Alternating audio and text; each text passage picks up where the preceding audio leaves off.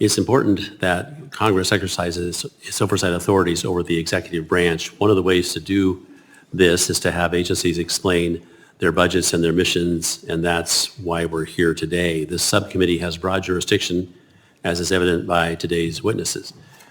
Before us today, we have the Bureau of Reclamation, U.S. Fish and Wildlife Service, National Oceanic and Atmospheric Administration, and the 4 power marketing administrations. Each of these agencies impacts the lives of Americans daily.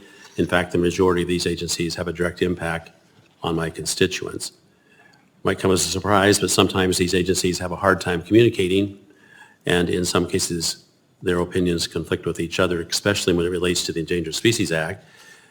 Over the past 20 years, Democrat and Republicans have spent hundreds of millions of dollars trying to fix complicated situations like the Klamath River Basin in my district. Unfortunately, I don't know one person who has said that such efforts have worked or who can point to quantifiable benefits, but perhaps I'll hear otherwise this morning. People, including the agencies before us today, have to come to the table to help find lasting solutions so we are not left paying for solutions that never seem to happen. The status quo isn't working, at least in the Klamath, and I venture to say it's not working in other places throughout the West.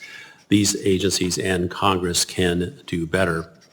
While it appears that, fortunately, our water situation along the West Coast, and particularly in California and the Klamath, has improved, we still need long-term solutions, and I know each of you will be commenting upon your concepts of how we're going to achieve them. But what I'll be listening for, among other things, when it comes to the Bureau of Reclamation, and I'll just mention a couple of things as I was going through the reports that it has prepared. There are 489 dams over which it has jurisdiction. 361 are labeled high and significant hazard projects. It's obvious in the little part of Oregon that I live in that these dams are extraordinarily important, but they're all extraordinarily old.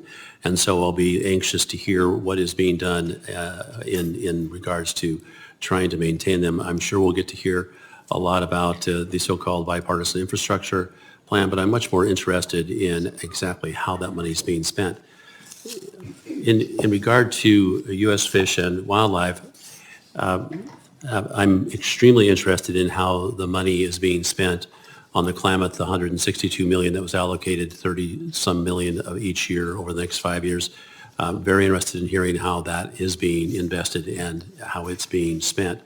And of course, not to leave NIMS out, I'll just say I'll be anxious to hear the actual consequences and success stories of recovery when it comes to the amount of money that we're spending.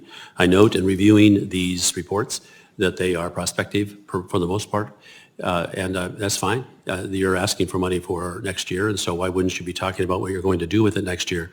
But I'd sure like to hear from you today on what you accomplished last year and, of course, what you're doing this year. And in other words, we need to share with the American people the benefits of the massive amounts of money we're spending in these spaces.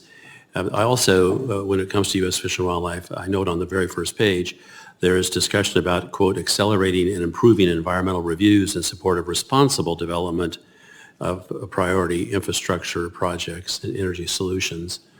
I was taken aback a bit about the use of the word responsible, but you can explain that, what you meant by that. But what's really important is that as we hand more money to you to make these systems work better, that they actually do work better and the money's not used to further delay what actually needs to be done and what the American people have asked be done.